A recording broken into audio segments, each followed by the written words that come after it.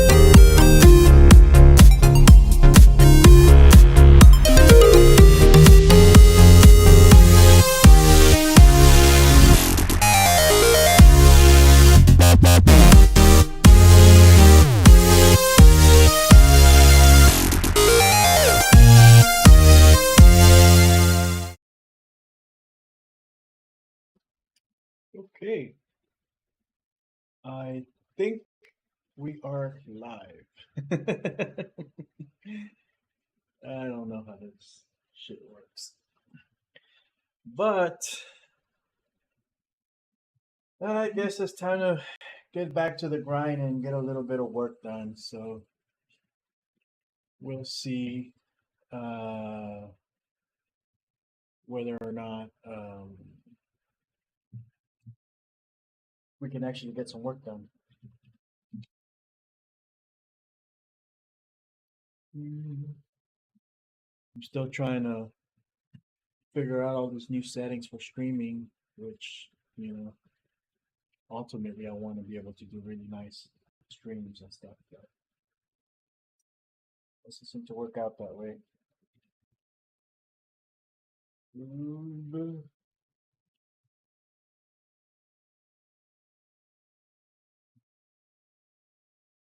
Let's spell YouTube.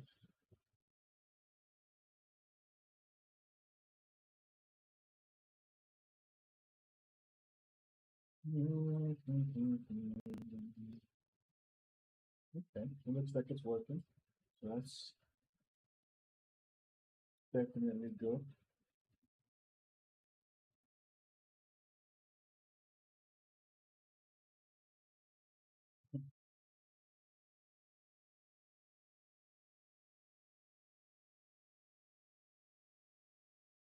The live chat is not coming in. All right, I'm not worried about that.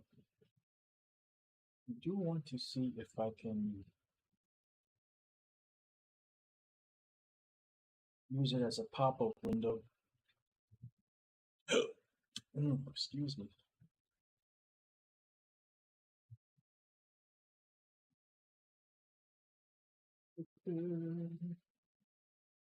Wonder how I get the YouTube to switch to the dark theme.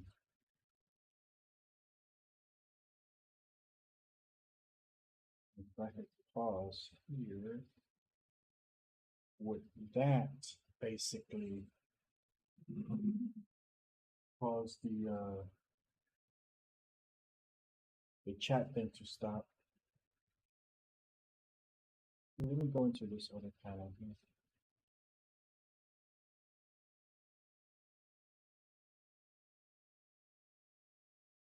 That working?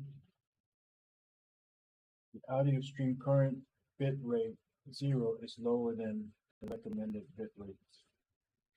Does that mean my voice is not sounding? Let's see.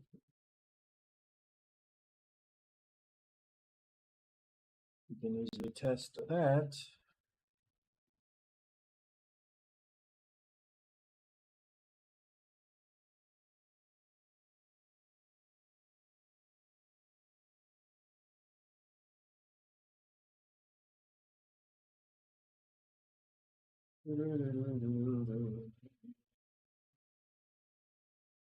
Testing 1 2 1 2. Testing 1 2 1 2. I can hear it just fine. I don't know what YouTube is doing.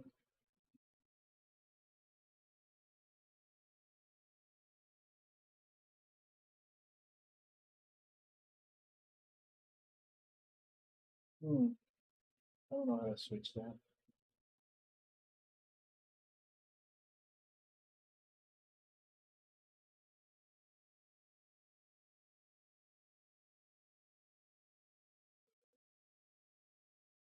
Live chat replay.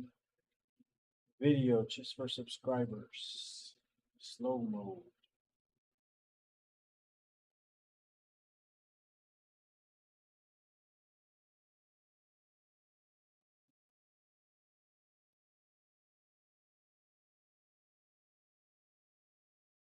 I think I like this color better. It's nice dark.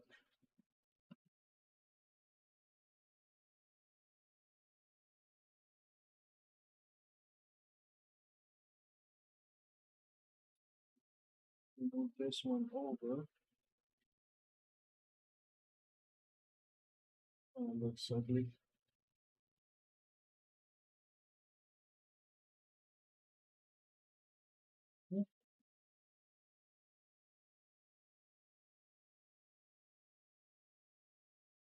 Yeah, not bad. Okay.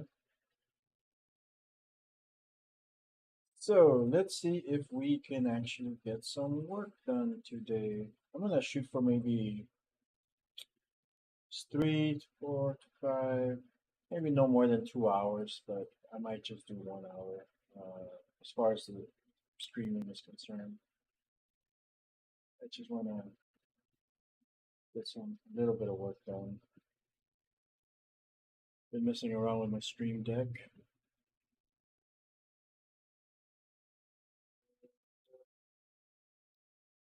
If you ever get some royalty-free music up in here, hasn't happened in a while. Maybe I'll get that going out too. Figure out how to do that again. I'm always forgetting.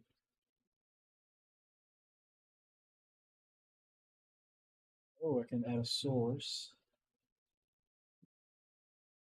Play capture. No. Do a window capture now, I think.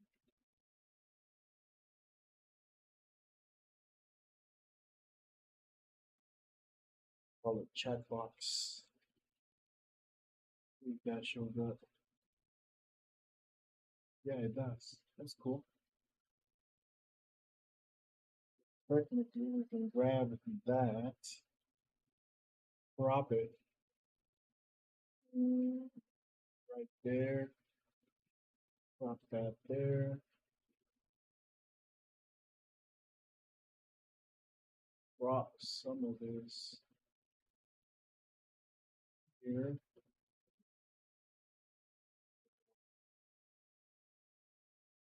crop that out. And we can now go in here and add a filter. Where it's selected first. See how that works with the chroma. Ooh, we got 3D effects now. I guess that additional plugin worked. We can mess with that in a minute.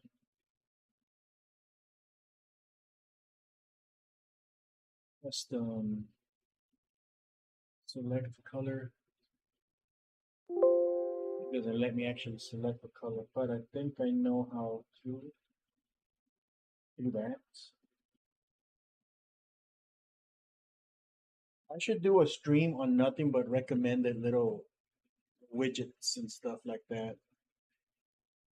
Because there's a lot of like useful tools and stuff that I use that are freely available.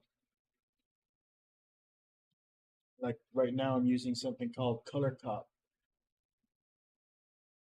And I'm using it to sample the color of that background window, which should allow me to make it transparent.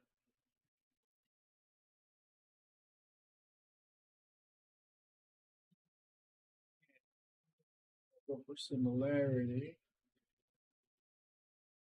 There we go. Now we got a nice text overlay of the chat. If there's any chat to be done, that's cool. That might be something I get to keep as part of the regular thing. You know, once I have everything sorted out, eventually I will. The problem is I don't have enough time to actually sit out there and sort everything up the way I want it to be. I won't burn myself in a second.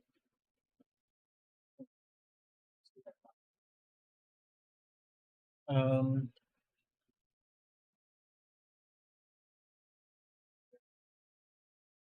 I wonder if that would look better on this side,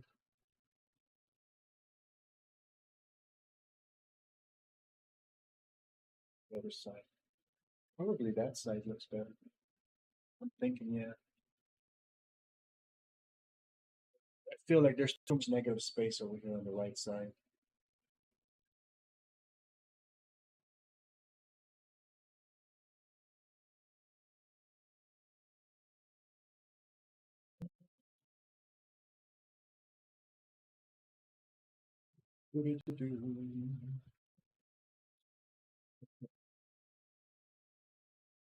So,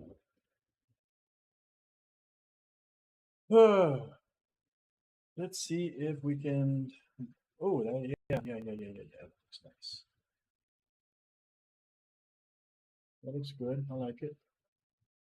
But this Stream Deck needs to be on this other monitor.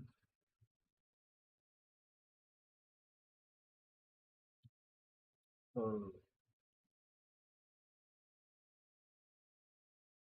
and going on in the background there. Okay. So all in all, I think we're actually making some good progress in terms of putting everything together. So, all right. I was messing around with this with the Mojo One template. Um, and this is for a client project. I went ahead and got started a little bit, but I'm not gonna go too much further because I'm not sure if they're gonna want to go through with the project or not. So, but yeah, this is a yogi guru type character built on top of Mojo, and you know, there's some wacky stuff on the joints and stuff. But this stuff is fixed inside of Cartoon Animator using the joint masks. Probably get rid of this layer here.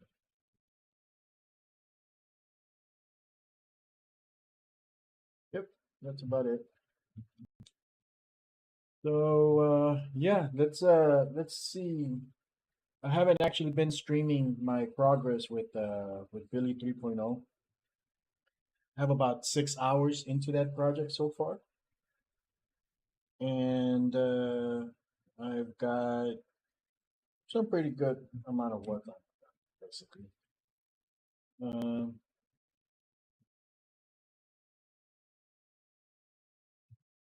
Today, I'm gonna put in some work on that, and later on, I am going to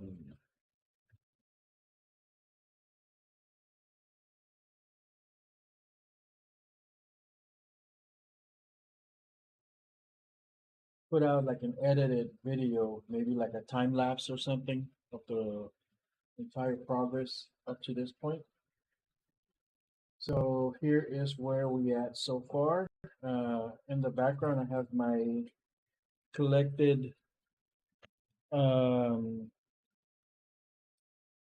model sheet or whatever you want to call this character turnaround sheet created in Midjourney.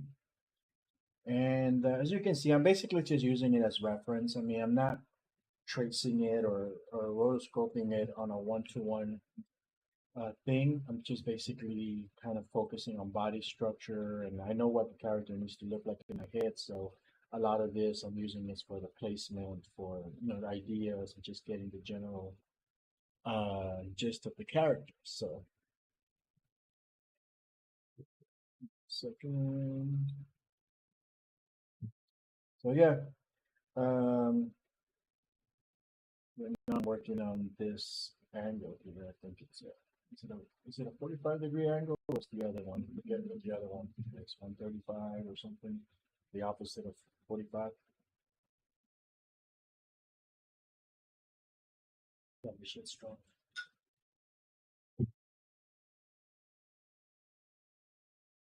Now I'm gonna have to fix this foot here to make it match this angle a little bit better, but that one is probably gonna stay exactly the way it is, so that's good. I'm fine with that. Um, Now I'm obviously using the same legs in these two samples here, and I don't think I really need to go out of my way to make those legs individual unless I'm trying to be like extremely professional and detailed and stuff. And I'm really not trying to do that. So do you have to make the ears and mouth sprites for every angle? Yeah, you do. Kind of a pain in the ass. Not really. I mean, it just depends on the level of intricacies that you want your character to be. Because there's the G2 Plus format, which only requires like 3 or 4 sprites on each angle. And it uses like a warping mechanism to just kind of warp the mouth around and the eyes and create the expressions. And in a way, depending on the complexity of character, kind of better because it gives it a more smoother motion without the sprites switching in and out. But in general, yeah, and I do recommend you create all the facial sprites and everything for every angle. It's not that many angles though. I mean, we really just got to focus on like 4 different angles. It's just that people just make it out to be more complicated than it really is. So like this front angle, I can easily mirror this and turn it into a back angle and just kind of move the sprites around so that the back is in the front and the front is in the back. And and really, the only new sprites that it's gonna use is probably the feet from behind and the hands from behind, but maybe the butt. But so I'm not creating a completely new angle to give it that 180-degree look. For this angle here, the 45, yeah, it's a completely new angle, but I take this angle and I mirror it the other way, so that turns into 2. And a lot of these arms and stuff, like especially these arms, I could just place them on this angle here. The legs, I can probably still get away with moving them over to this angle. So it just seems like a lot of work, but in reality, it's not. I mean, the amount of work that you put into it is probably going to be more on the creative side. The technical side is you could just mirror a lot of this stuff. So yeah, I'm just trying to find my bearings right now, see where I left off last, so I'm not duplicating a lot of my work that I've already done. Up to this point, I don't think I've done the full expressions yet for the faces and hands and stuff. Yeah, so I haven't delved too much in there, but I will once I get these angles done. I'm gonna go back and I'm gonna do all the eyes and stuff and the mouths and the nose and stuff. I have a couple of ideas for the mouths, which I don't want to commit to completely yet because I do want this character to be a little bit more intricate. So what do I have here? Let's see. Properties. This is a group. For some reason, I grouped this. I don't even remember what I was doing last time that I wanted this to be grouped. Well, let's see here. Left arm 315. Okay. So it's not a 45-degree angle, it's a 315 angle.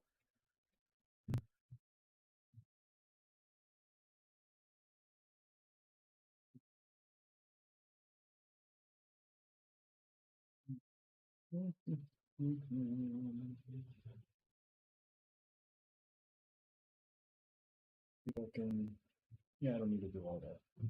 All right. So I guess I'm gonna put in some work on these arms,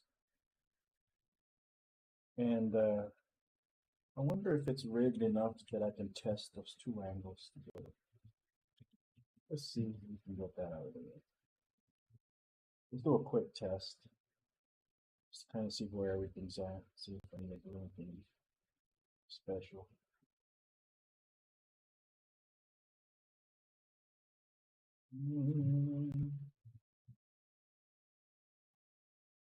We're gonna use Cartoon Animator 4.5 instead of version 5.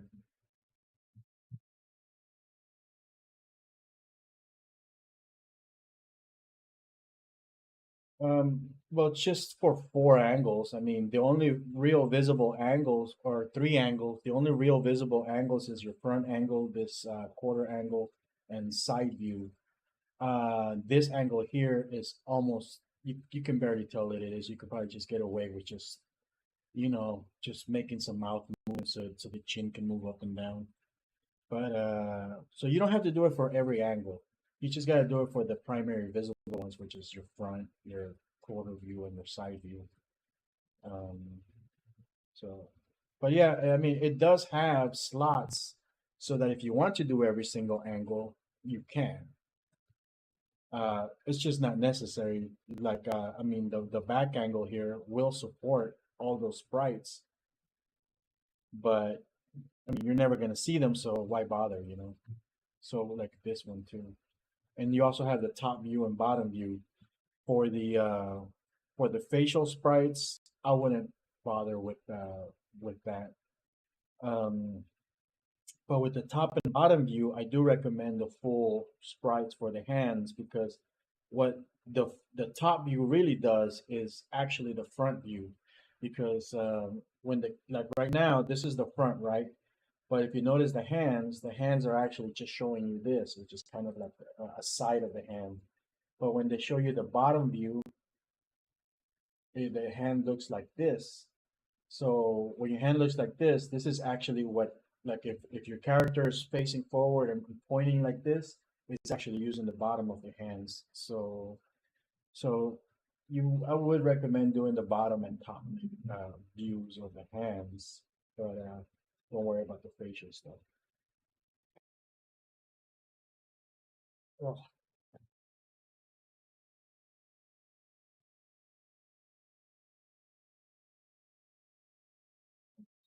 actor, character. All my shit is gone, man.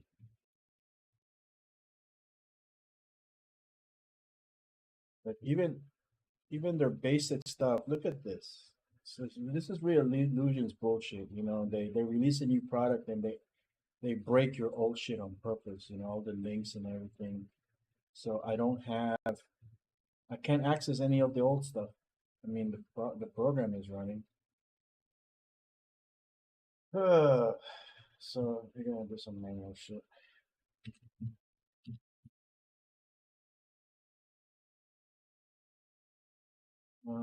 Let's just drop any G2 character will work. You just gotta have something to use as a base. There's Billy 1.0. And go into composer mode, and we're gonna use the SWF importer and bring in the new Billy 3.0.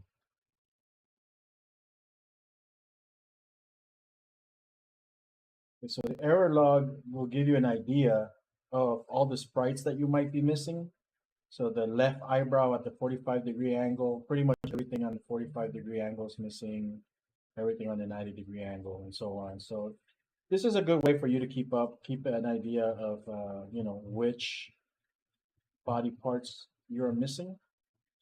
And it's not recommended that you actually include all those also, but it is a general idea. It's a general guide as to are you covering your bases and stuff.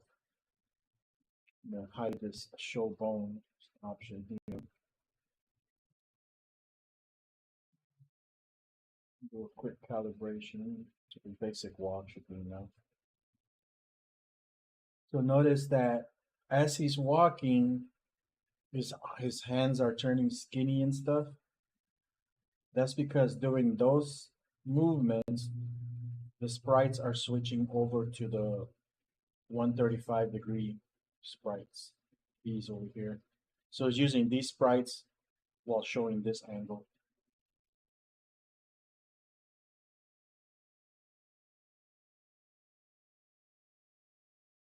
Thank you, man. I appreciate that. You know, realistically, the plugins that I've made, they only help improve the speed of stuff that you could easily do on your own. Those are things that you don't necessarily need. For example, you saw that error list of all the missing body parts and stuff. I mean, if you're willing to manually do all the names and stuff and configure the things by putting the, for example, here's the upper torso 315. As long as you're willing to do this manually, which doesn't seem like it's that big of a deal, you might not need Puppet Producer. It just gives you a more streamlined approach to getting the job done. I mean, it has also little shortcuts and things that allow you to export things, like if you're building sprites and things, and the coloring system. That's just something that helps speed things out dramatically. But if you keep track of your own colors, you can easily figure out how to increase or decrease the shades. So I think I know where I'm at. So yeah, let's see if we can get some work done. So my original arm that I had drawn, I'm gonna use that arm as a guide actually for the new one.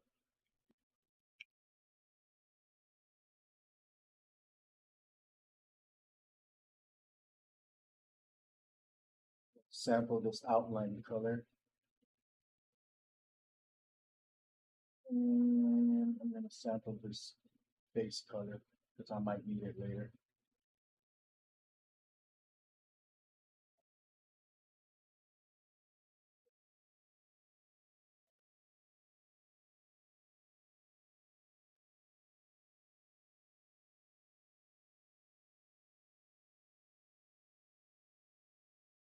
All right, so let me see how I drew that other sprite. All right, I went for the full circle above a square. Okay, so I'm gonna try to follow that same principle.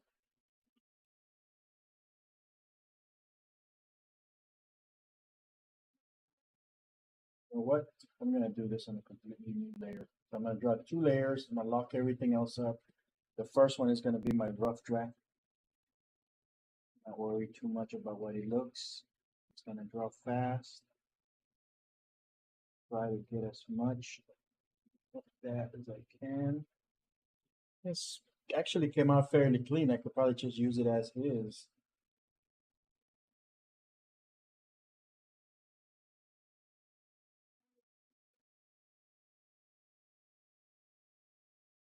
But I'm going to optimize it, modify, shape, optimize. Okay, 98% reduction. Fuck with it a little bit more. Let's adjust some of these weights.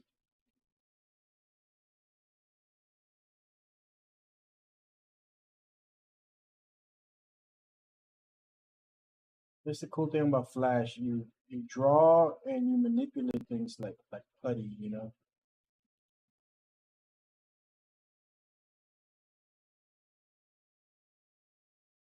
don't just draw all crazy and lay down like random art because this is vector art. So it needs to be clean and optimized. Right now I'm just using the mouse to like drag along these little outlines just to kind of make them thinner or mold them a little bit.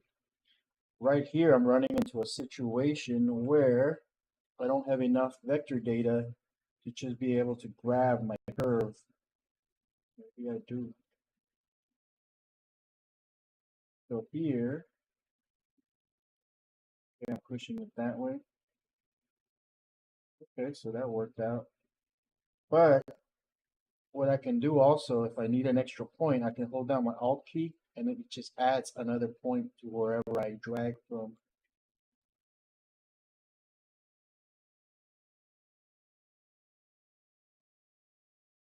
All right, so that's actually not bad. Yeah, I'm gonna stick with that. I was gonna use it as a draft layer and then just draw on top of that, but it turned out to be fairly decent. I'm gonna bring up Toon Titan here. Toon Titan. And I'm gonna bring in my base color into Toon Titan, which automatically will calculate my highlight and shade.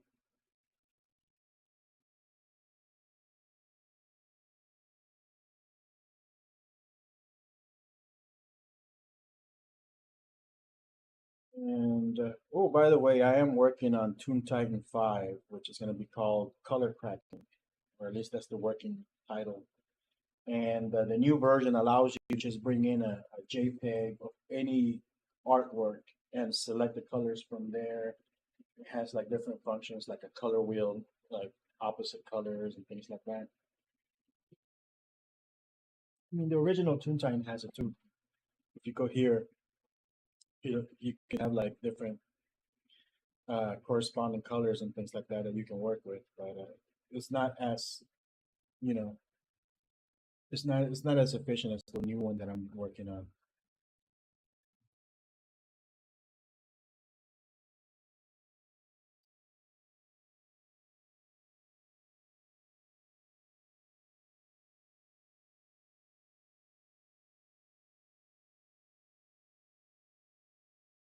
All right, I don't want to waste too much time on that. I can get a little finicky sometimes and OCD on stuff. Probably doesn't need to be overly focused on.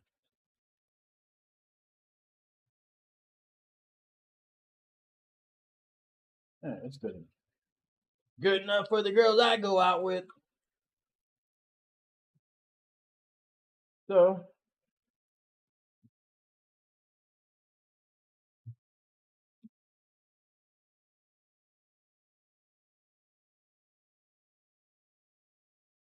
I'm gonna convert that into its own symbol for now. I'm not gonna rename it or anything like that yet.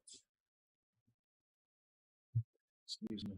Because I know I already have an upper arm there. It's gonna create conflict, so I need to come back and erase that other thing. So let's draw the next one.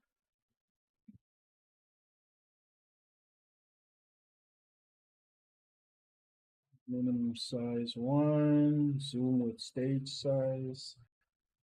Let's see. It's a little thick. Let's do smoothing a little higher.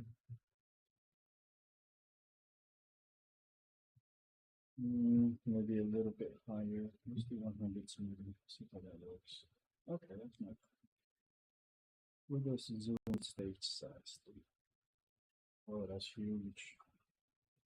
Size 7. I need it to be like a size 3 or 4. It's too big. Yeah, it feels too big. Okay, we'll stick with 1, but 1 feels a little too thin.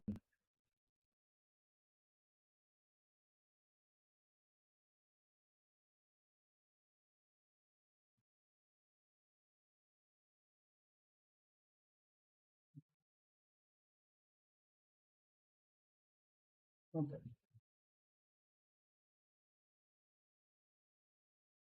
Da-da-da-da-da. I think I was gonna put on some music and I forgot about it.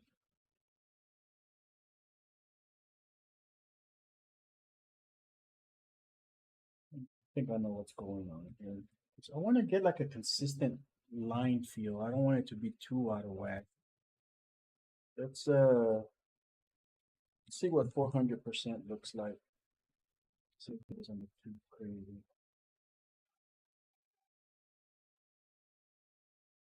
And 1 at 400%. Let's switch that to a 2.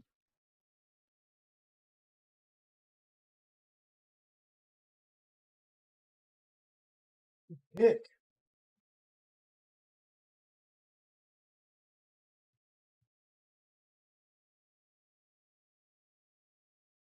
Sync settings with eraser. Yeah, sure, man.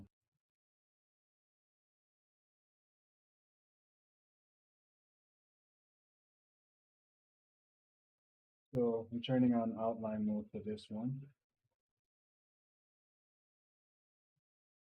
So I can see where my stuff underneath was at.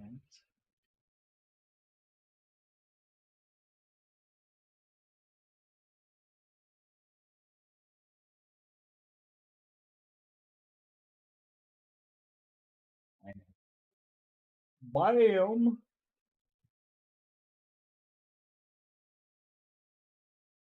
Yeah, good enough. Doesn't look like I need to optimize it too much either.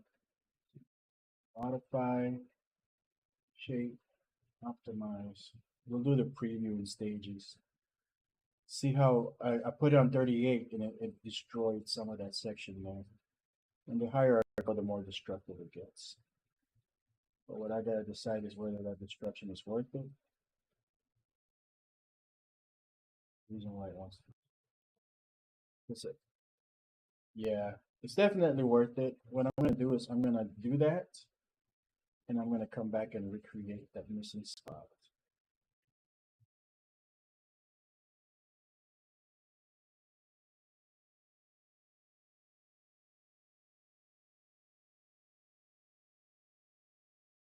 So I'd much rather have a super optimized vector art and actually come back and fix some of these things than have good looking artwork that will make computer run really slow when actually using this.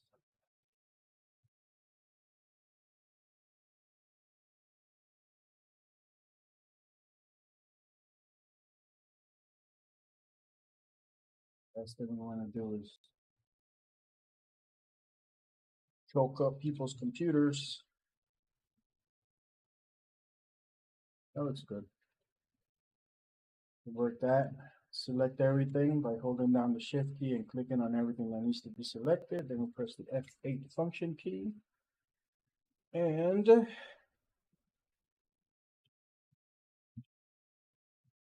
you don't really have to name these. It's a good idea to do it.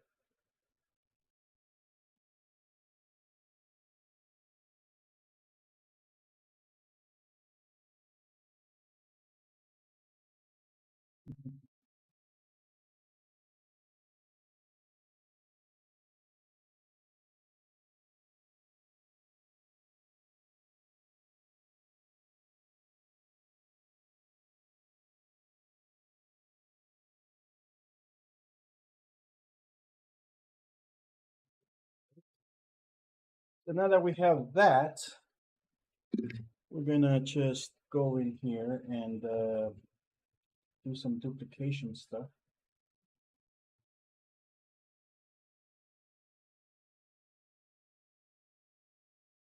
We don't worry too much about these lines over here because these we can get rid of them inside of Cartoon Animator.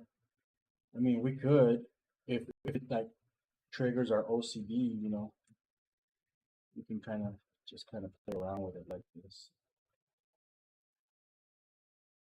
But you don't have to. There's a thing called, you know,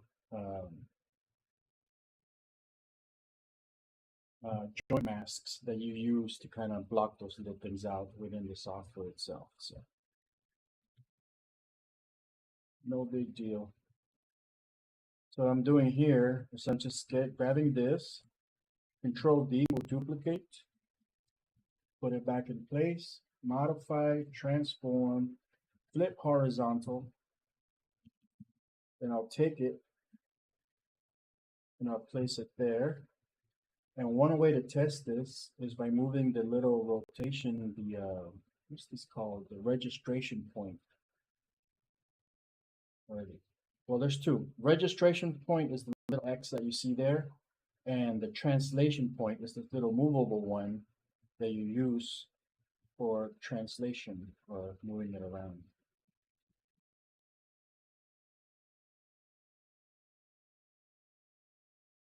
That's one way to test how your character is going to articulate, how it's going to move.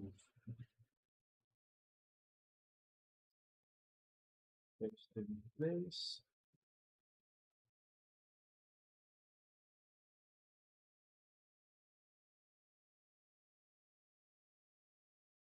See, now I want that shoulder to kind of be on the inside.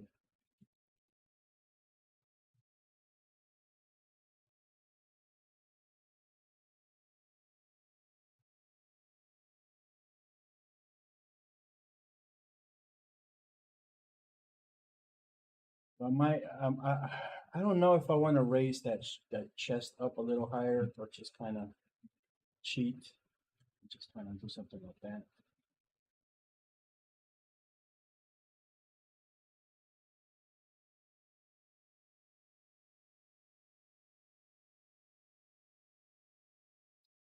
Yeah, let's try doing this transform horizontal thing. See what it looks like this.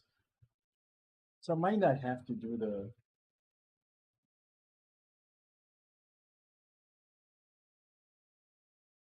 This kind of look weird.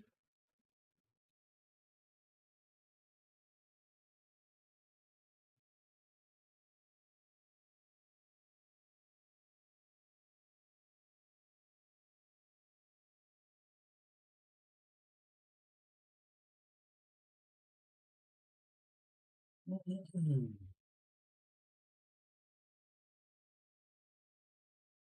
mean, if I want to get away without having to do a second sprite for that arm, I have to deal with that little shoulder line. But I think I did like it better when I had it flipped around.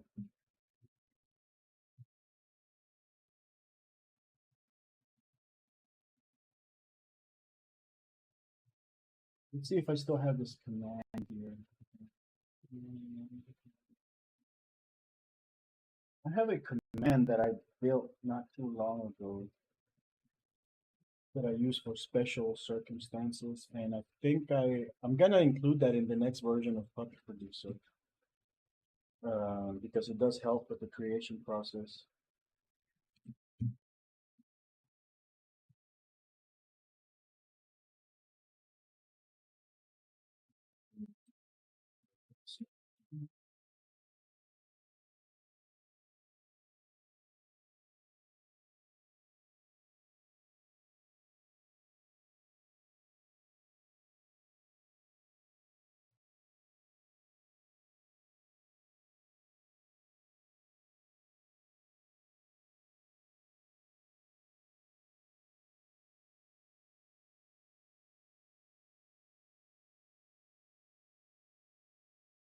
I think this might be it. I'm gonna give it a shot. So basically, the way this works is that I take the transformation point, I place it at the spot where I want the registration point to be, and I run the command.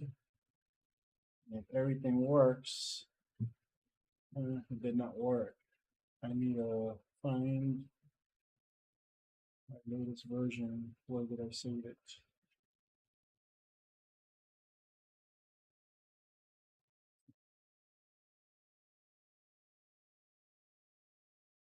Let me see if I can find it.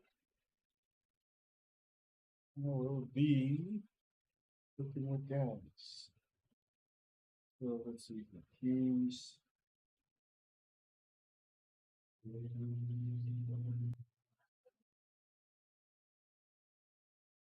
Eight.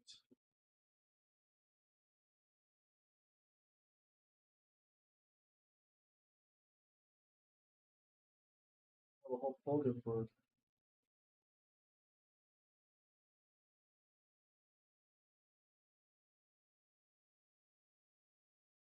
abilities.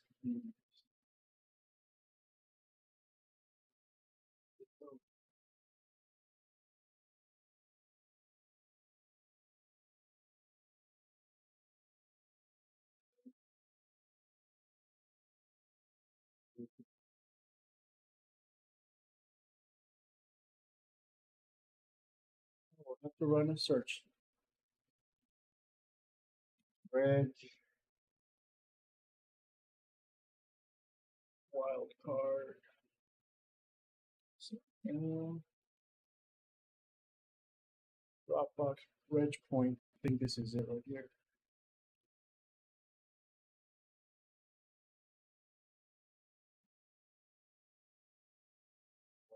Smooth selection. So these are some of my little custom commands that I've created. So I'm going to try running that one. I moved the registration point there. Bam, it worked. So now when I move this, you see that little X is right under, right where that little dot was. But that will help tremendously. And let's see.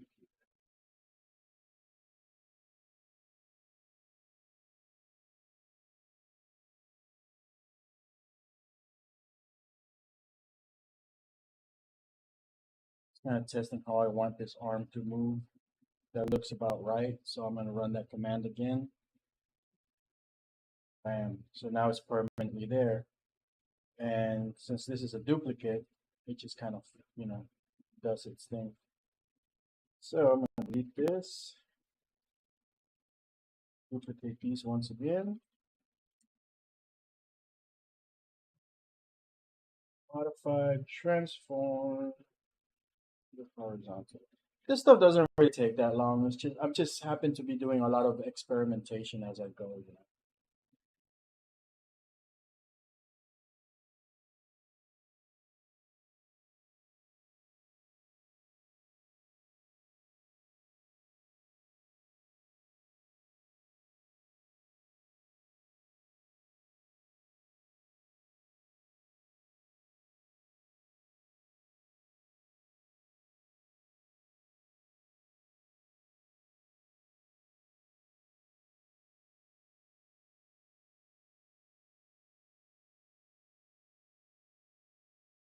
That's good.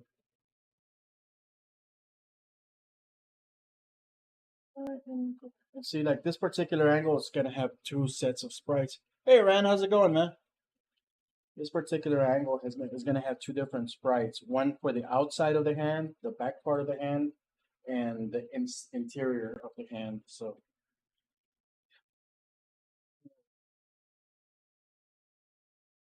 yeah, it's kind of a pain in the ass, but it has to be done if it wants to, if it's gonna be professional. Flip the colors around, lock all the layers up, hide some of the unnecessary stuff here.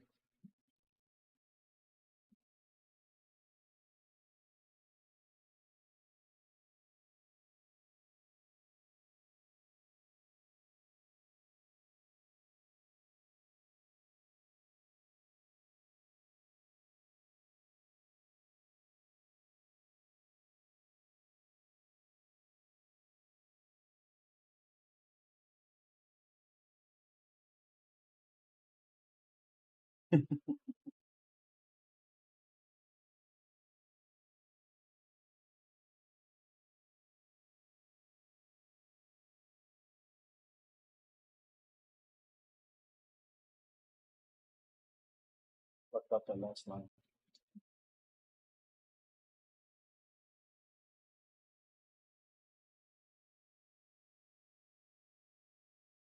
That's easy enough. I don't like the way that thumb came out though.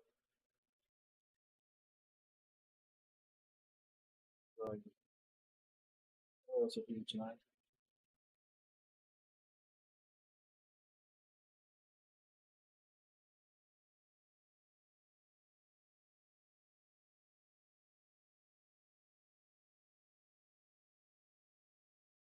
I'll draw a line right there and a line right there.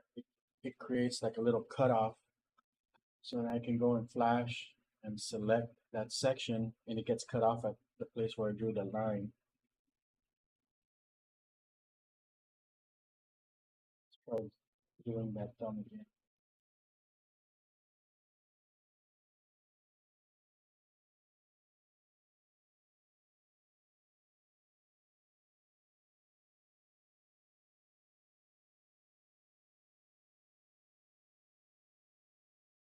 That's better. Of course, one more time, we're going to optimize. I wonder if I have a command for this. CTA outline, outliner brush. Wonder what that does. Oh yeah, that creates a shaded outline. Yeah, that's not what I want this time around. That's probably what I'm gonna do at the end. I'm gonna create that into an outliner brush because in Cartoon Animator, every color can map, but there's a little cheat that I use where I use an overlay. Just put a darker color on top of that, and I don't map it so that it can't be the color can't be changed. But as long as you change the color underneath it, the outline color will change accordingly. So it's a cool little hack. I guess I can explain that into more detail some other time.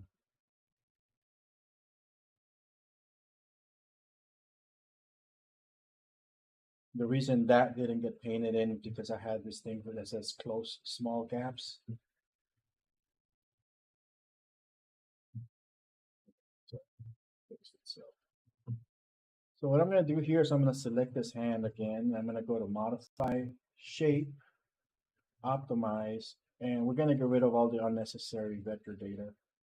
And it also, see, it also creates a little bit of destruction on the thing, but sometimes it's something that you want. Don't want too much. Just look at that. 70% reduction from 150 to 45 curves. And we just kind of fix these outlines. I'll use the pencil tool. Oh, another thing with Toon Titan is once you have a color that works for you, you can put it on this palette just by clicking on it so that you can continue working with different colors and you build your palette of different colors and you can switch back to them. If you run out of colors or slots, you can always grab and drag out of the way and it'll empty it out. So you can always work with this temporary palette. If you're looking for something a little bit more permanent, you can save it. There's this little save icon here, little floppy disk. So right now I have it on this color style. Go here, a little character, Billy 3. This is the object is the skin. And then it gives me all the settings that I have. This is the base color and this is my outline, highlight, and shadow settings. I hit save, and then later on I can come back and retrieve it at any time. So it's a good way to manage all your colors and keep them inside of your inside of Adobe Animate for later use. So you don't lose your spot, you don't lose your color. You can do some advanced shit too. Like I'm not gonna do that with this character, but if I wanted to, I mean, I have these color combinations here. Like this is like a gradient fill, and I could just come in here and paint with a gradient, which gives it a little bit more of a nicer um, like a nicer coloring thing. But the problem is that the gradient stuff doesn't translate well to Cartoon Animator.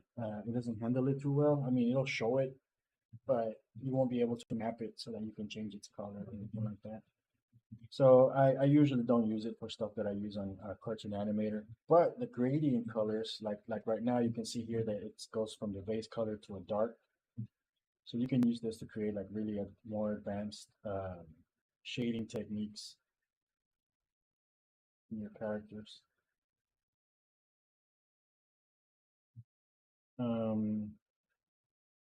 Yep, that's that.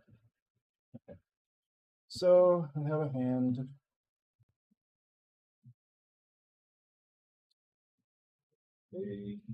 To create a symbol.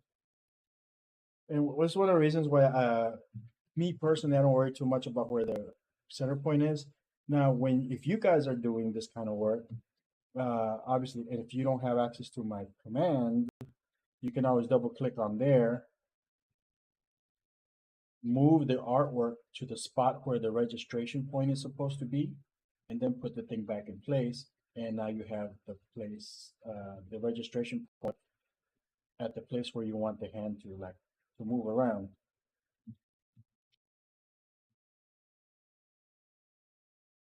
Of course, since I'm lazy, I created this tool.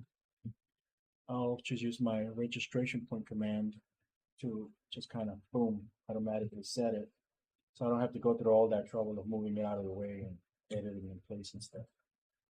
So for this hand, and actually I'm gonna make sure it's moving accurately. So when I bend it like this, I can see that there's like this weird shit here happening.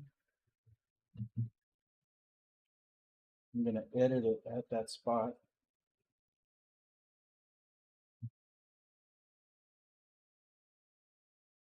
Just to make it fit within that region.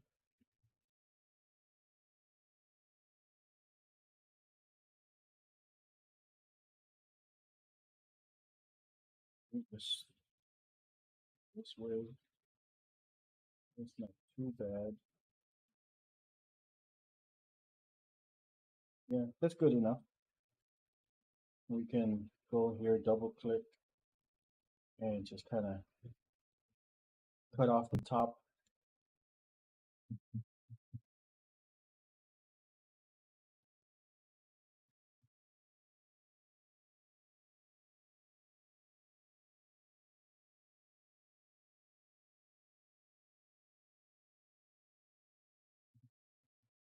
We have something that looks like that, so that when it moves, it'll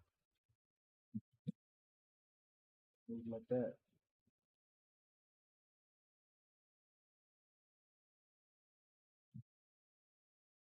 I'm not too worried about this right here, because that hand will never really move like that. So technically, I don't have to do anything. I am because I got a little bit of an OCD issue sometimes, but you don't have to. Just gonna take this and make sure it expands to the outside.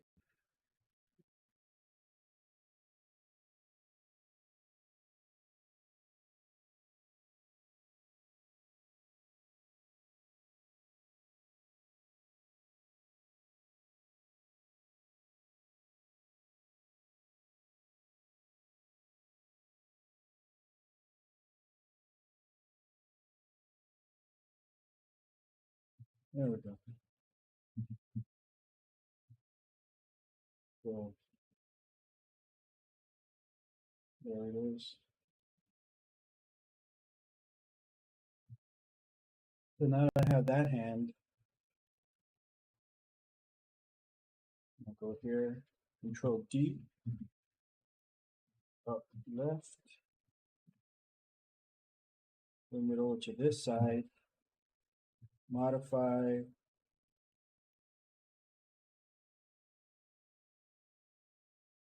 Actually, I'm gonna,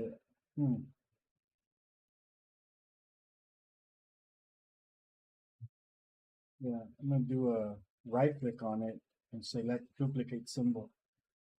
I'm gonna call this 135 inner. By selecting duplicate, you're basically ensuring that this is not that symbol. So normally this is a copy of the same instance, right? So if I go in here and modify this arm, anything that I do to this form takes place here. But since I did a duplicate and created a completely new symbol based on this one, a new sprite, now it's independent. So I can go in here and edit this one but nothing happens here because it's a completely new, different sprite. It's not the same one. So, and I want that to be that way for this occasion. So I'm gonna go in there and I'm gonna rough it out because I don't know if this is gonna come out fine the first time around. So I'm just gonna get a general idea of how I want my hand to be. But I am using the same silhouette of that hand to get the idea of how I want the hand to be. So the thumb looks fine. It's gonna be like that. But now we're dealing with the inside of the hand.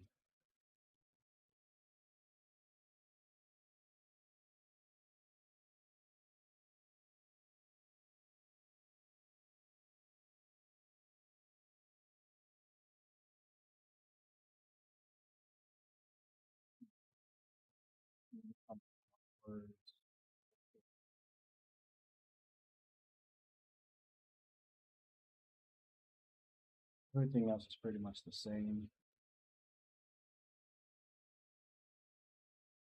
It helps to look at your own hand sometimes to kind of get a reference.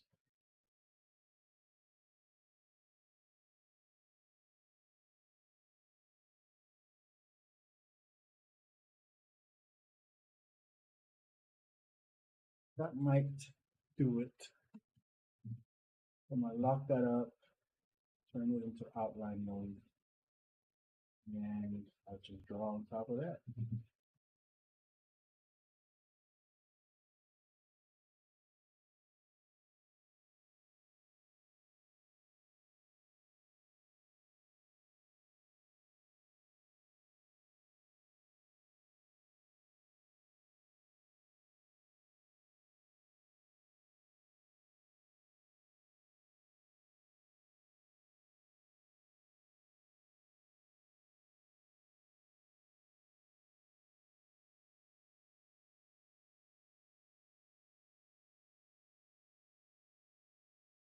It's good enough.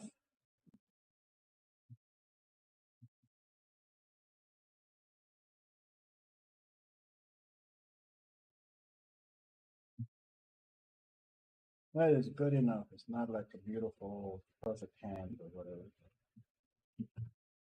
It's good enough. It's an inside hand, limited viewership, I guess you can say. In terms of the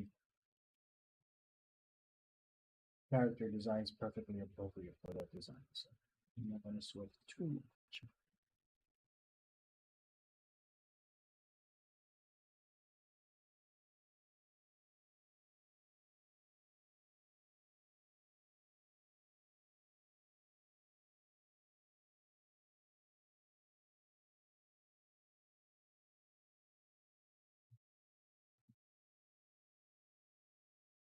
Just going to go in here and clean up some of these lines a little bit more.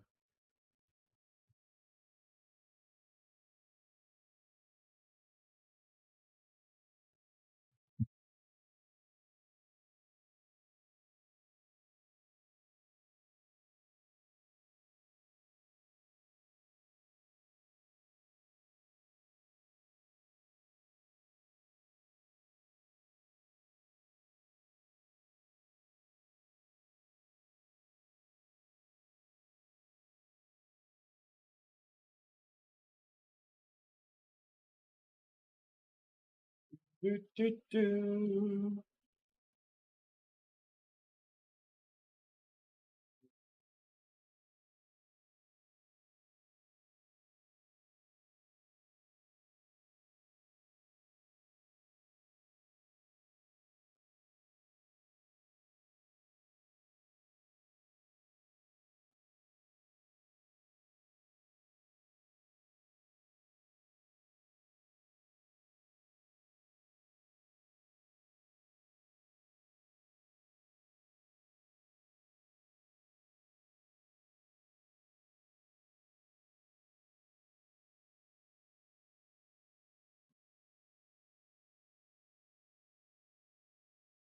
Done that, I could get rid of these bottom layers. Just leave that hand there. Um, I'm going to select that. I'm going to Puppet Producer. Go into my hands page to make sure I transform that into a relaxed hand. That does the configuration for me automatically. I'm going to do the same thing for this hand. Select relaxed. All right, so now we have all these placeholders here that I am going to get rid of.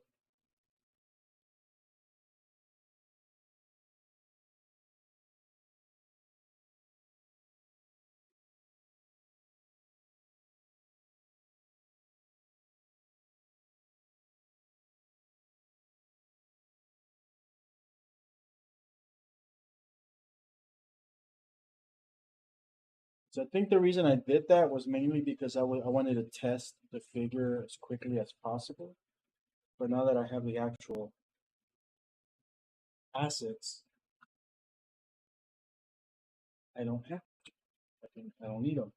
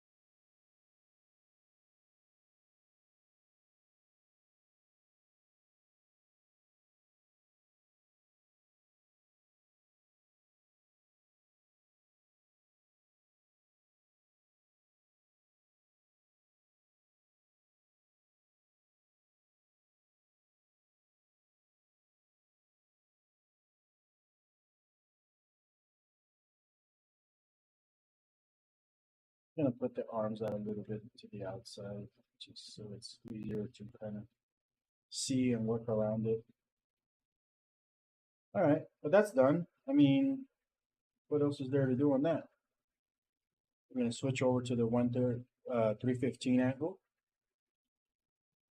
Because I already have my registration point set up and in the spot where I want the joints to be, all I have to do is click on the body part, upper, forearm. Notice I was going to place it exactly where that registration point is. Boom. Yeah, I mean, it does make it incredibly faster. I mean, technically, you don't need this plugin, but it does help.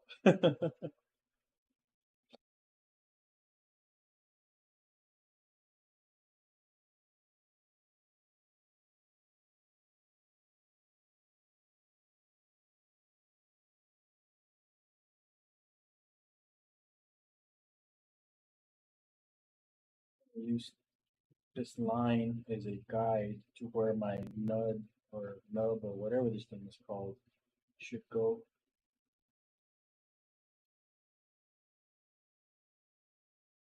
That always helps make everything a little bit more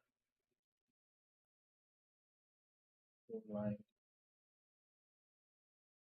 From a technical perspective, it makes it work better.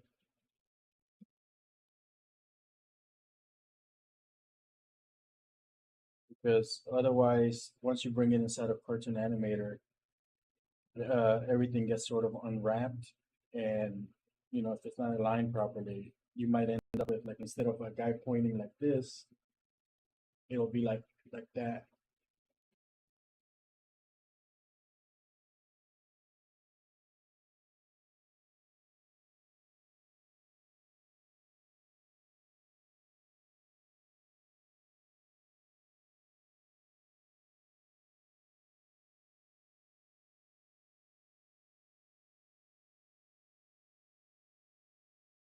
Okay. So that's done. Let's test it.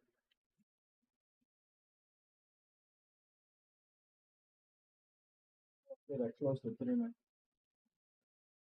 I? All right. Guess we'll reopen it again. I'll do it in the Cartoon Animator 5 this time.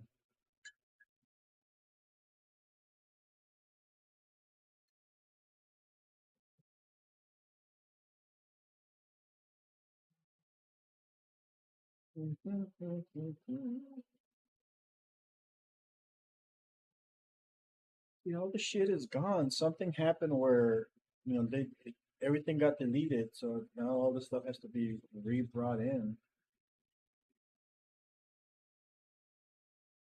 Yeah, everything's gone. Fuck.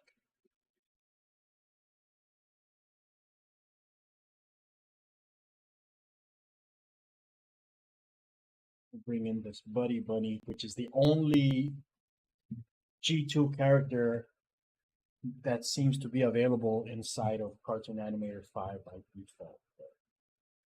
As long as we have something, as long as we have one G2 character in here, we can use that as a base for going in here. I really do fucking hate this version of Cartoon Animator.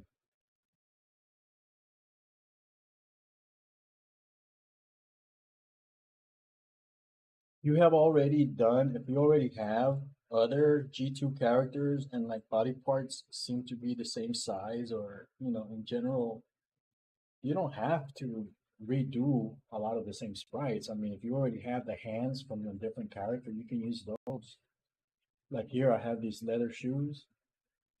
I could just drop them in there, and now my character has feet, and all those different angles for the feet are going to be there. So if you already have feet, you don't have to redo those feet again.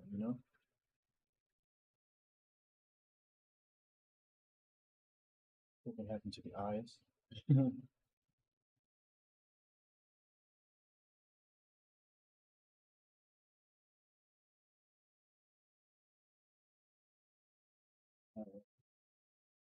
So let's test that other angle that I was just working on. From a size perspective, I mean, it's consistent. The neck is fine. The head is at the right level. It's not bobbing up and down.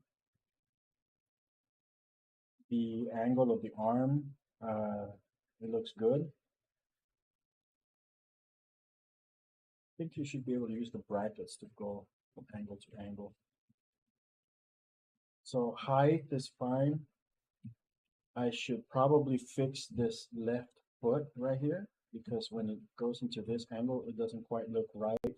And that's because I'm just duplicating this sprite over here. So this one should probably be a more unique sprite and be pointing out outwards a little bit more. So that's probably the next one I'm going to work on before I do the facial stuff. Go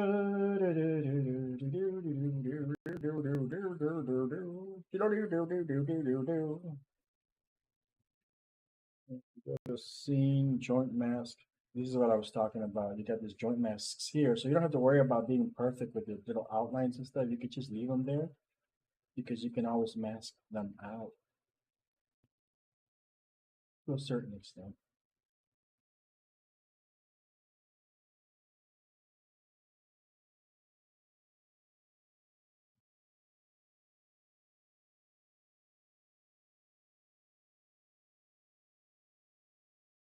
Sure.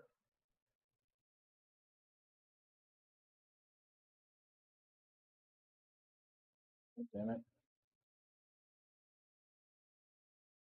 Um, turn that little thing around. Okay. I'm not gonna worry about that. It's not important right now. I don't like the way this little bump shows up here at the top though. And I might have to kind of just fix that directly.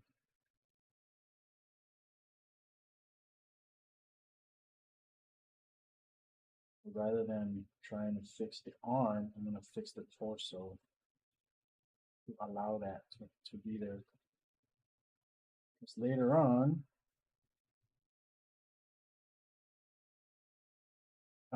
that's gonna be a bigger issue with like creating clothing and things like that.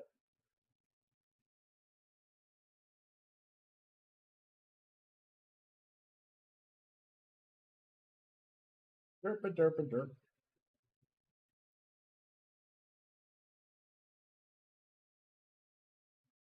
That's a little bit better.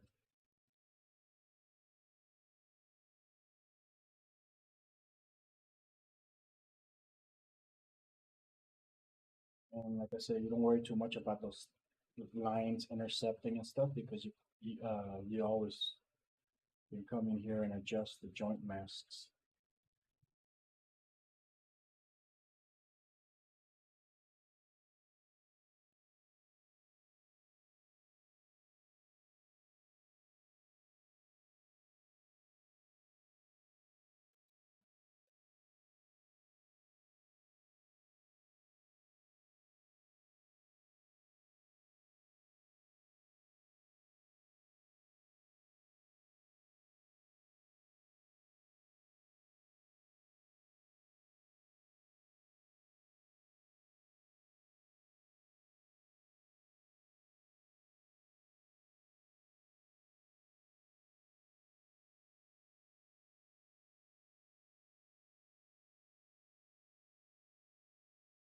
Some weird bullshit happening though right here, like some kind of skinny arm situation that I don't remember drawing.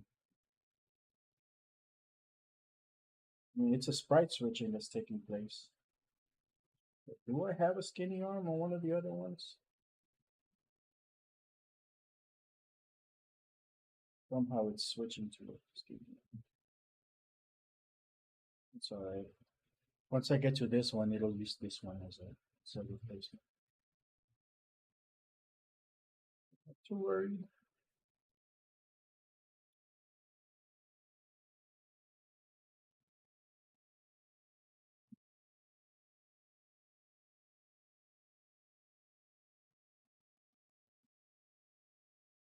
Really?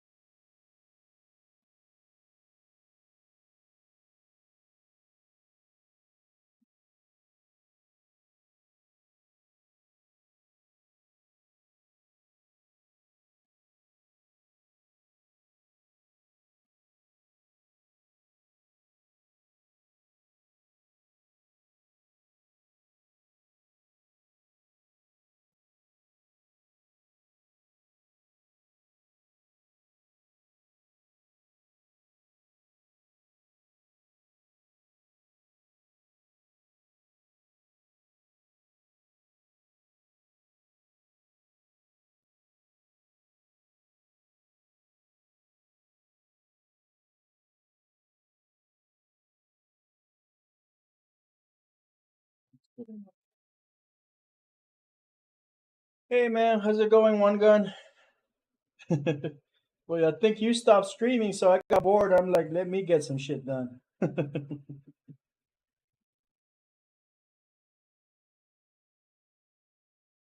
So I do need to come back and do some self shading in here to make it look a little bit more like this, but this is just kind of fluff. I mean, uh, that's just something that I wanted to do like for testing purposes originally, but it's something that I don't have to do till the end. And did, did I do this as a yeah? So I still have to come back and do some good adjustments to it because I don't want these to be like completely separate colors. I want the shading to be a separate layer. So what I'm gonna do next is I'm gonna go into this torso and instead of giving it, because originally the way that they recommend you do this is, you have your own unique like body part for like the neck, for example, that moves around like this.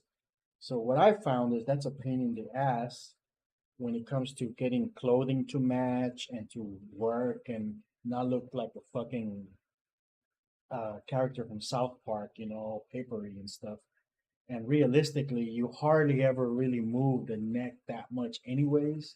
So what I'm doing is I'm just implementing the neck as part of the actual torso, and it's not going to move. It's a fixed neck, so the head's gonna move, but it's just gonna move around the neck, and the neck is not gonna go anywhere, and that's gonna allow the whoever's working with this to just use clothing that has like intricate neck regions, like neckties and collar shirts and stuff like that, without it looking all fucking goofy and stuff every time they move their neck around. So yeah, let's do something about that. And I'll turn on my guide here so I can kind of get an idea of how my original character's neck line is.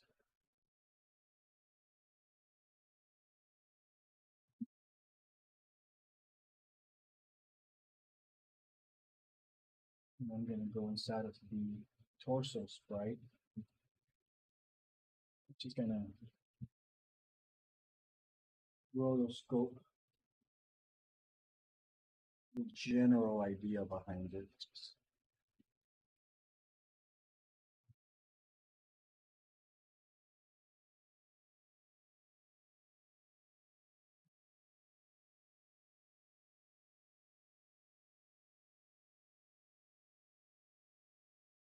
And keeping in mind where the joint should be for the original neck.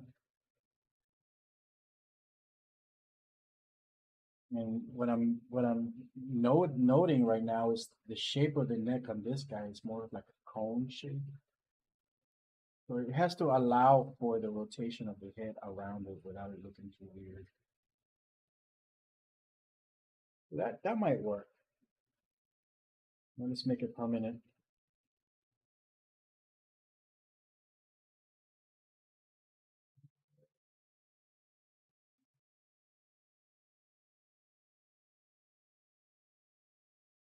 All right, I'm gonna try to do the line in as one smooth line as possible. That's what usually gives you that clean professional look.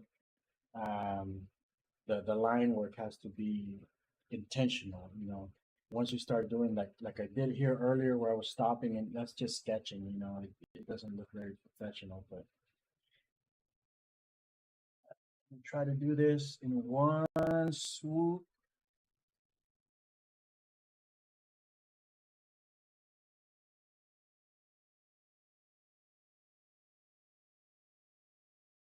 Boom. And notice the quality of that line. Pretty decent. Got a little bit of a screw up right there where the two lines merged. That's easy enough to fix.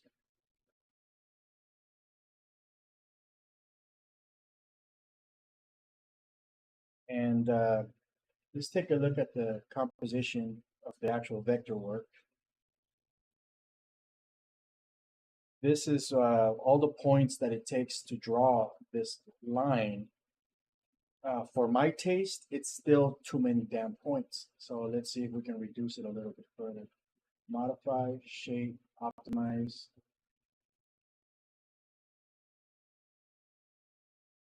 Notice that if I go all the way to 100, I end up with a broken line right there.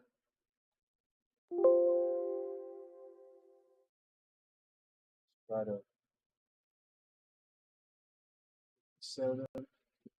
That sounds that sounds good.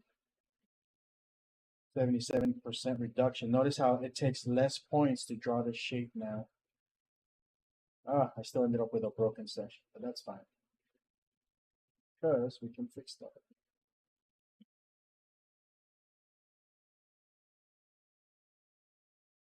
Select that point by itself and just delete it.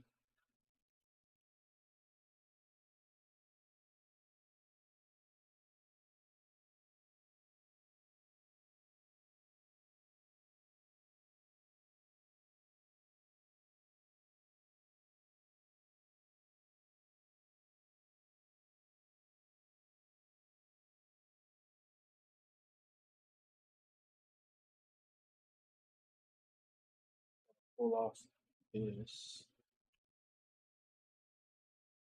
here, Alt, look.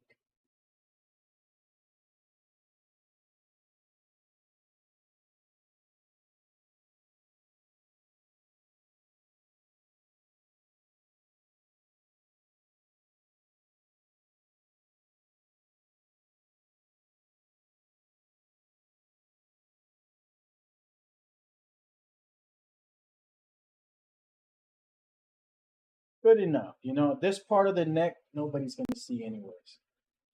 So if it wants to stay a little bit on the thick side, that's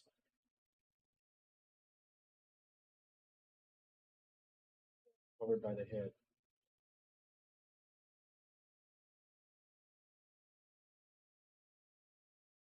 Let's fill it in.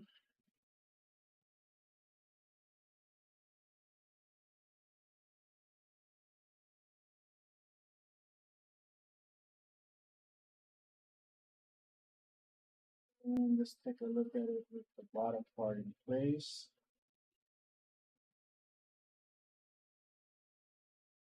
Let's compare against this. I got one, two lines, and collarbone. So let's see if we can bring that into the fold.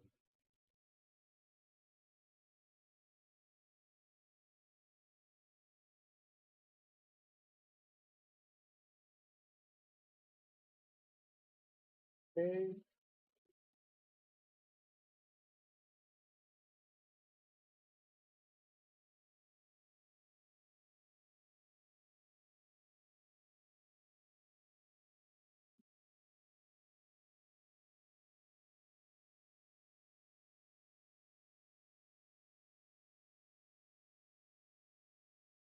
Not sure I like the placement of that line, but we'll play around with it. Another thing we can do, instead of using the full on optimized feature, we can use these smooth modifiers. Just press them a couple times. That will just kind of remove some points from there randomly.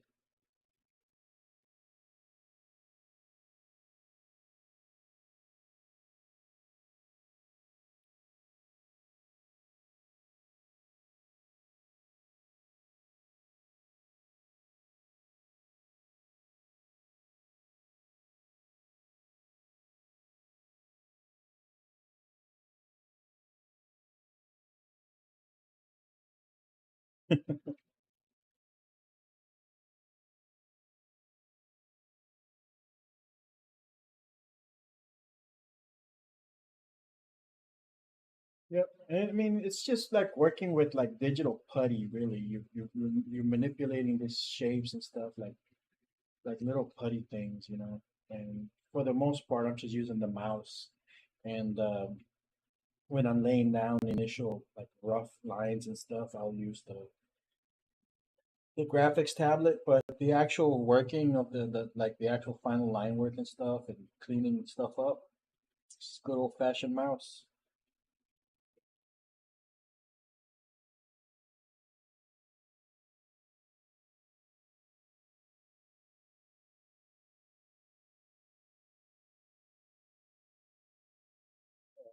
Flatten this.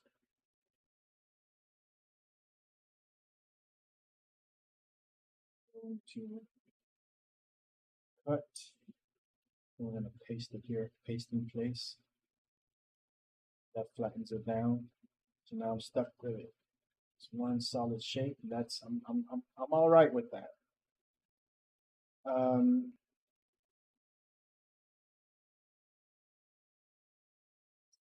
Maybe we can do a little bit of shading. Bucket. Oh, I didn't want to do it, but I think it's gonna help for the purpose of just kind of visualizing or pre-visualizing what I'm kind of trying to achieve. Put a shadow here. Gonna go there, top there. This is gonna be shaded.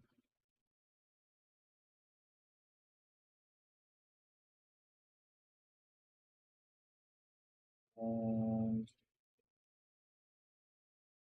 Probably shade this part here. And I like to use the like a red color to outline where my shading is going to be.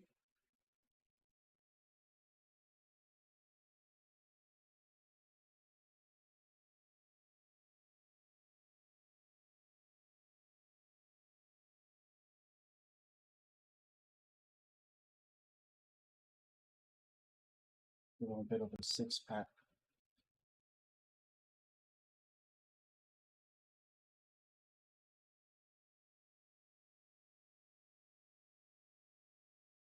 And I typically use the blue outline for outlining highlight regions, but he doesn't. This guy doesn't use highlights. If I did, he would look a little slimy. That would be too much. Um, and I'll demonstrate it. What I mean by that. Just using Toon Titan to grab my required shades.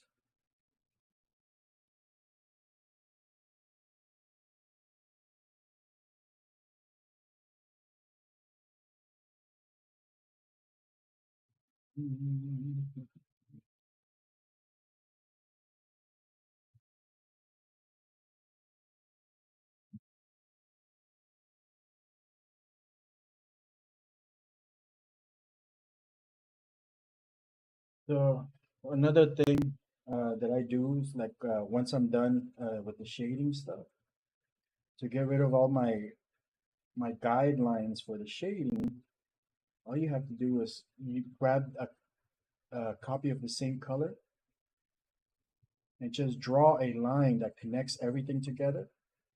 So Flash uses that feature that allows everything that's touching um, to be selected at the same time when you double click any part of it. So by doing that, we basically are able to easily select everything that's the same color. And thus, we have cleaned up our manual.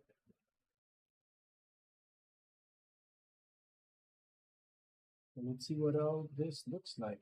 So we have some decent shaded stuff. Look at this weird thing here with the neck. I wouldn't worry too much about that. Again, this is gonna go in the bottom.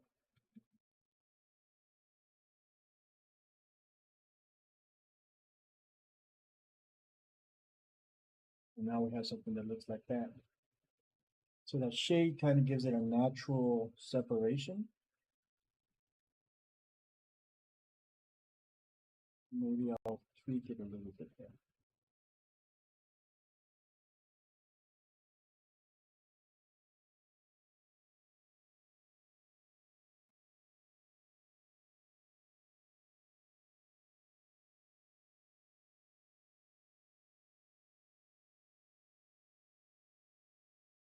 Okay, that's good enough. I mean, I'll have plenty of time to play around with that kind of stuff later on once I'm finishing up everything, finishing it up. I'm not gonna shade any of this arms or whatever. I just kind of want to see. I wanted to see what this would look like. I am gonna fix this part.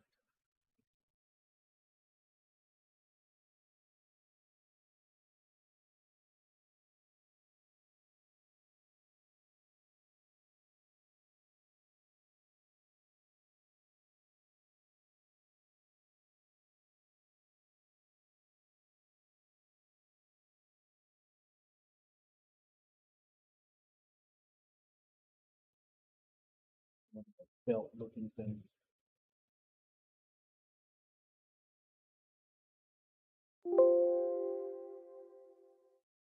Uh,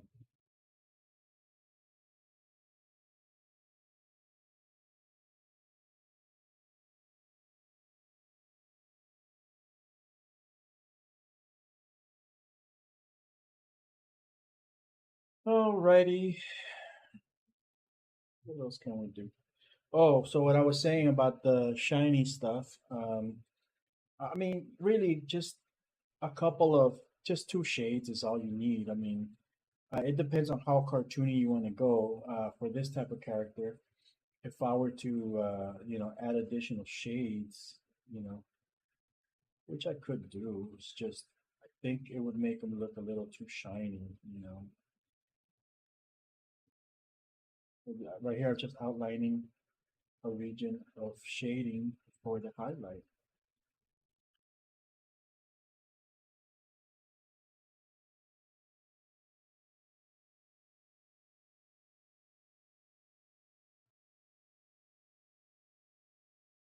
I said, you can always connect everything that's the same color so that when you double click on one of these things, everything that's the same color or shares the same properties will become selected. So yeah, that's now we have highlights on him. But look, it just looks like he's got like he's all oiled up and stuff. Um, so personally, I would much rather use that highlight color later on for depicting something like that that that oh, I forgot what this is called, like a lit up outer rim.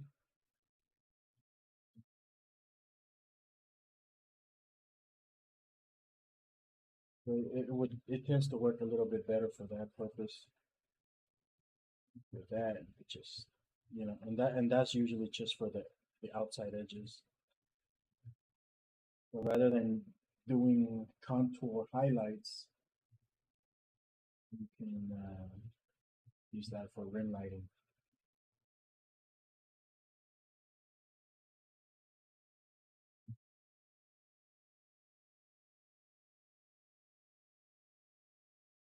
It's totally up to you guys on that one. Seems to work better for me. It gives that does give it a more modern cell shade type of look. So that's how I personally would recommend using that. But I'm not gonna do that either because I have other tricks that we can do inside of Cartoon Animator that'll allow me to use the most color slots for the mapping, the render style mapping. So like even the shading and stuff, we're not gonna bother with it too much. Um, let's test it.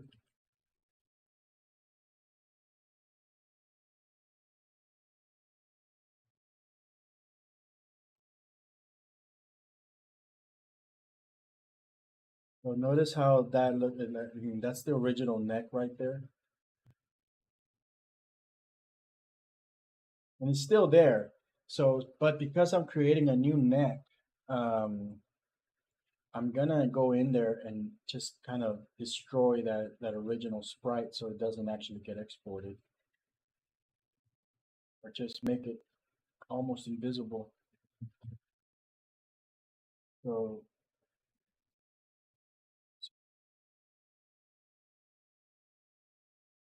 head rotation. No, that's because we don't want that yet.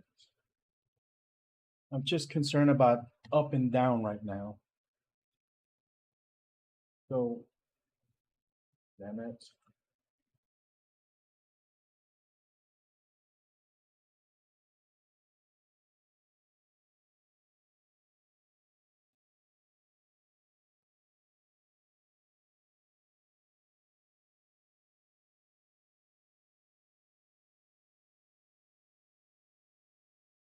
Why the fuck is it doing this? I mean, I'm trying to rotate the bone and it's rotating the whole body, and then when I let go, it gets stuck there. There's some serious bugs in this program.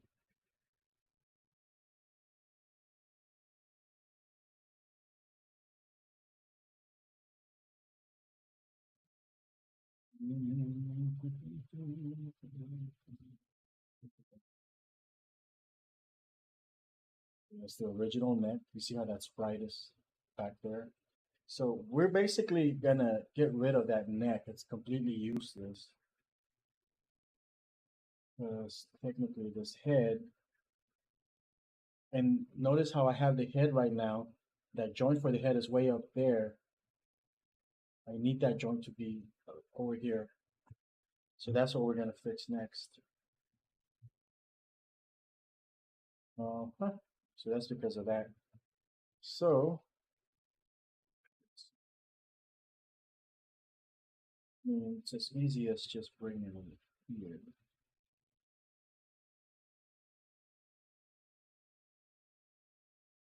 I'm gonna make it permanent though. Registration point.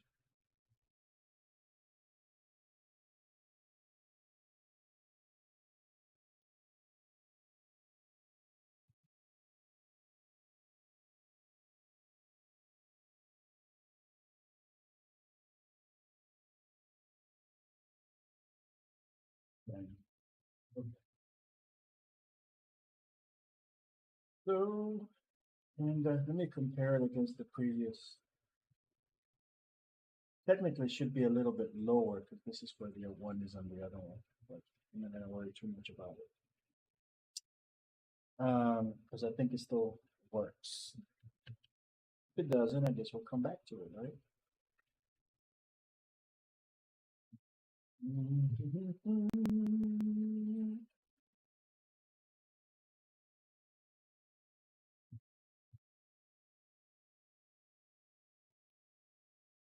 Re-import it, and let's see how that net turns now.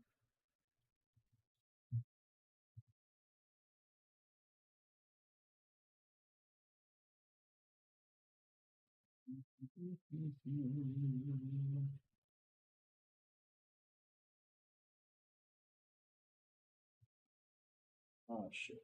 Hey, crashed on its own. Didn't even have to do anything special. Welcome to the wonderful world of Reallusion products.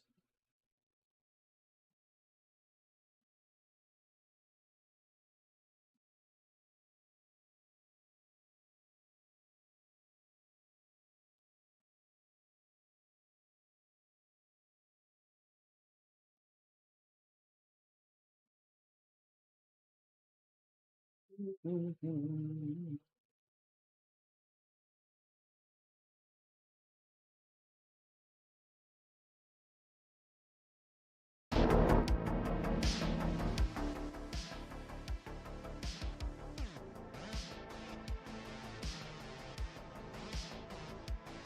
the background music going.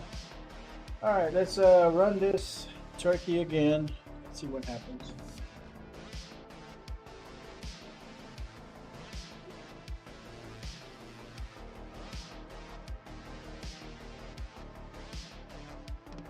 Almost like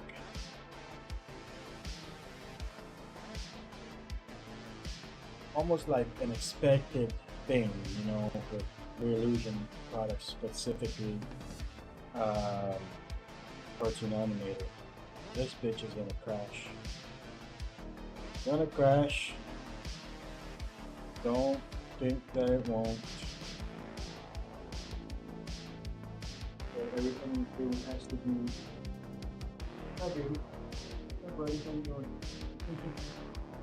So everything you do has to be like with the idea that your program's gonna crash. So when you're working on something critical, make sure you save often.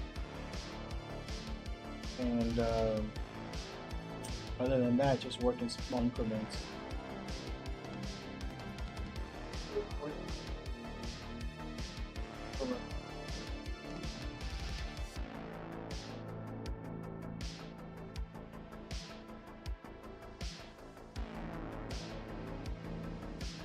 This.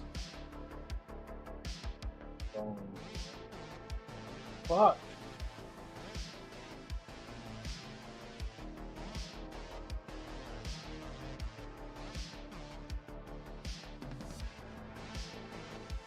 Piece of crap.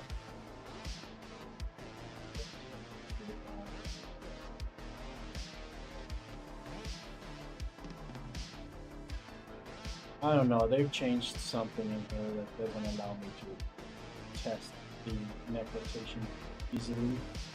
So let's see if we can go in here. Do it this way. So notice that even though we have a steady neck that's attached to the torso, it's fine. We don't need the neck to fully bend and stuff like that.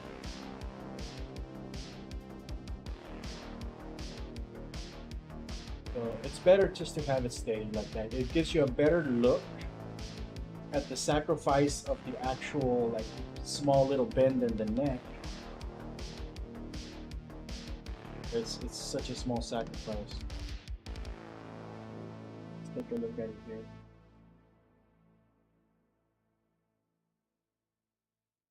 Yeah. Oh, I'm gonna have to do some work on that. Look at that.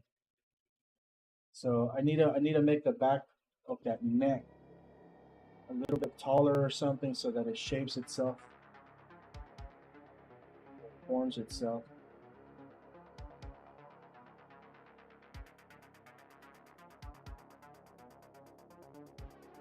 Zoom in a little bit.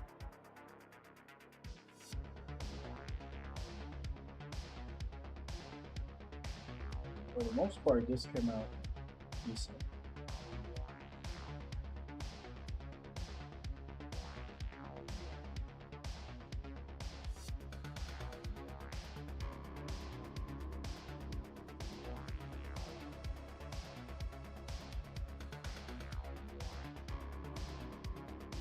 Or when you take the individual head up, down. So when he bends down, so this neck needs to have a thing over here that allows for that to bend in a way that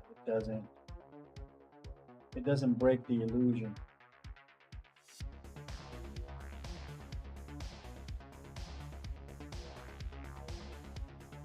And let's see if we can, for one, let's see if we can fix it simply by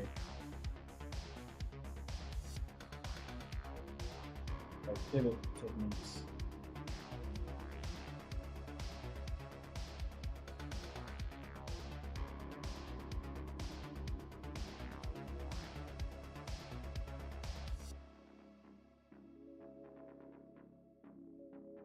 I'm gonna do this in a separate layer because I don't know how permanent this needs to be.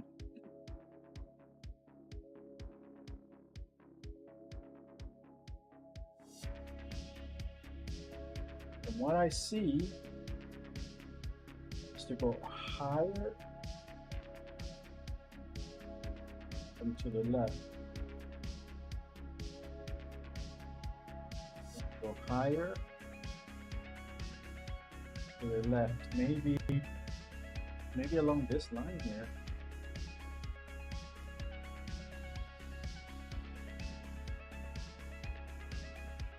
Like that.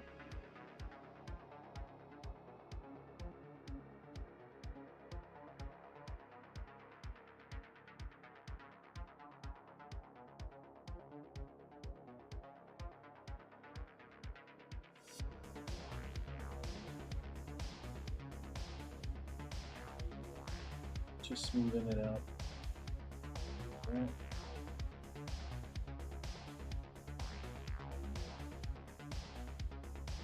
Good.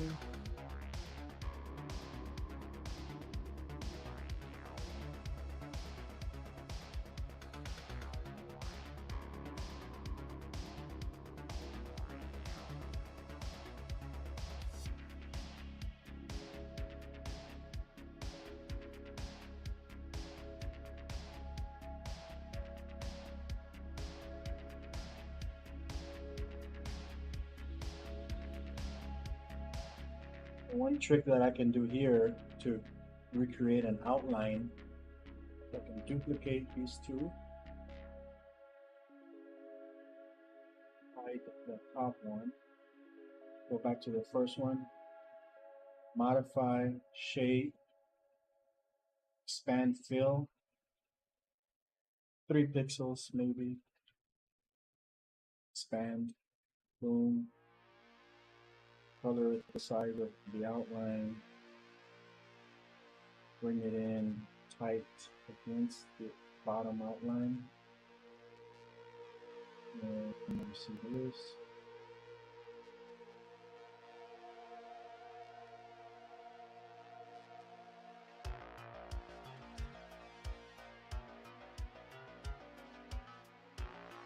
Move that to the bottom. I'm going to keep it separate.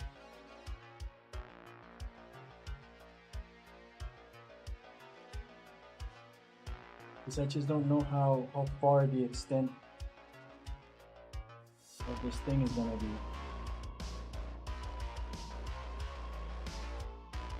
I mean, I guess I could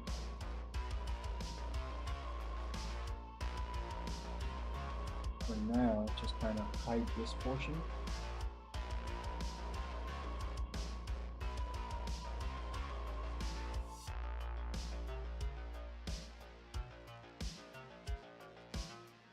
Alright, but it's technically separate layers. Control Shift S, enter, replace, yes. Let's see what this looks like.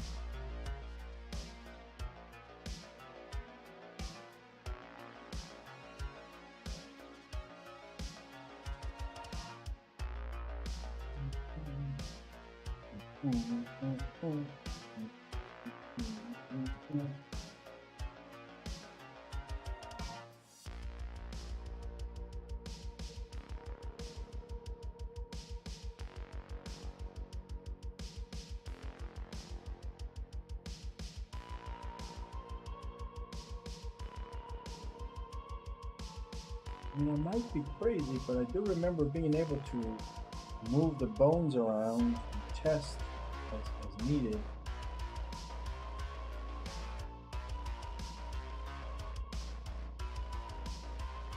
That doesn't seem to work anymore. Stupid ass crap.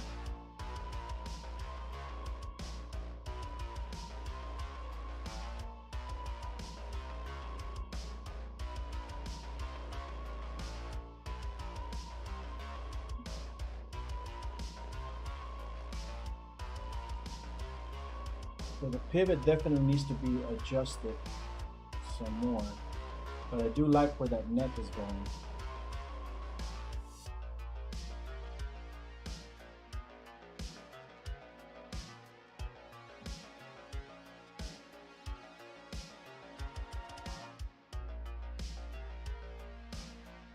What if we put the pivot point right here, just to see? It's gonna.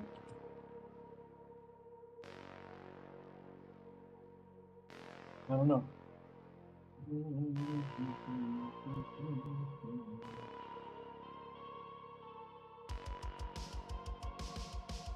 Getting hungry, man. 5 p.m.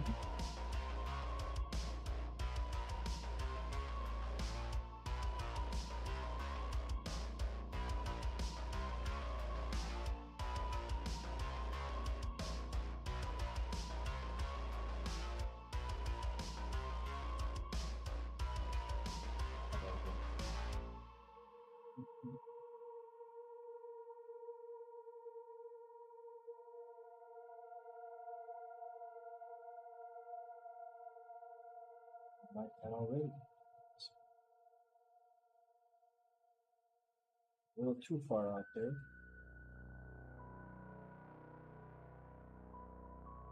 It needs to be closer to the mouth.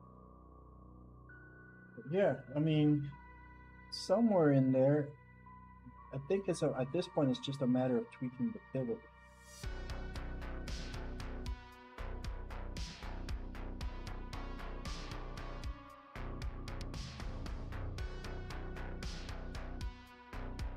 It's too extreme.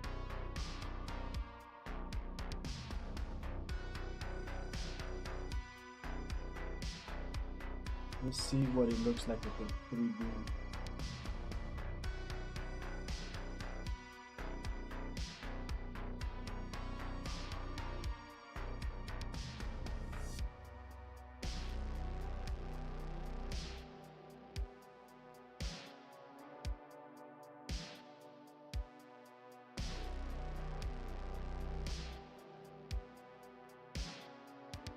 It seems to work just fine. Small tweaks in the placement of the pivot should do.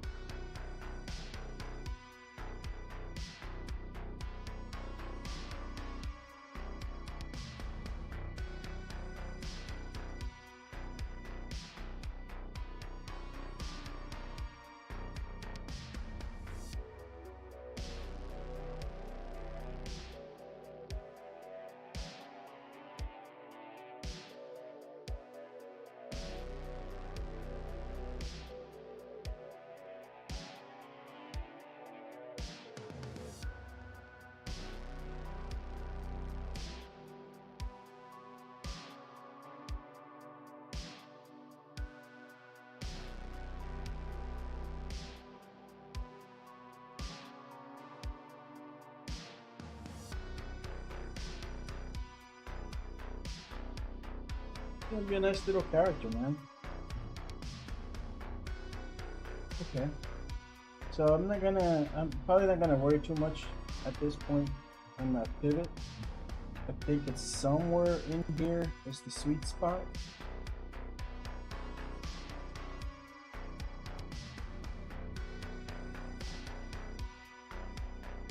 Alright, that's something I'll just have to play around with later. I guess that's it. That's all I'm gonna do for right now. Gonna go grab some lunch, and now that I got all my bearings as to where I left off and everything, I'm just gonna come back and do a few more hours. Probably work till like 8 p.m. or something offline, and try to get this entire Angular 2 completed before the day is over. I'll check in again tomorrow. And I guess that's it.